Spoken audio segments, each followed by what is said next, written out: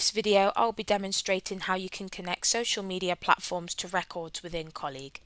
You can do this for contacts, companies and candidate records. However, I'll be discussing how you do this for a candidate record.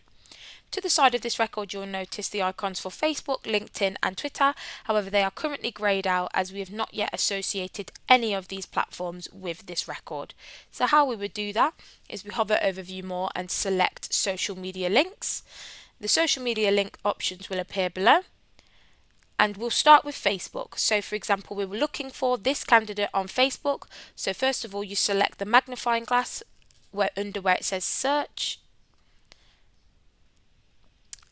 and it will search for the candidate's name on Facebook. If the correct person has appeared, right click their name and select copy link address and head back to Colleague.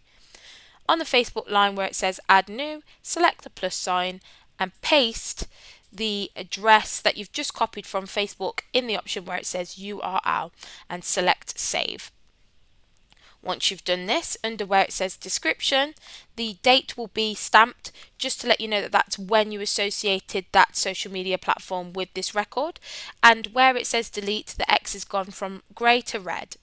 And you'll notice as well that the icon for Facebook is now blue, and that is because this profile is now linked with this candidate record, and if you select the Facebook icon, it takes you straight to their Facebook page. If you'd like to delete the link between that social media platform and this candidate record, select View More again and select Social Media Links, and on the Facebook line where it says delete, select the red cross, and it will give you a blue bar just to make sure that that's definitely what you'd like to do. If it is, select yes, and you'll notice the timestamp is now gone and the red cross has gone back to grey and the Facebook icon has gone back to grey also. I hope this helps.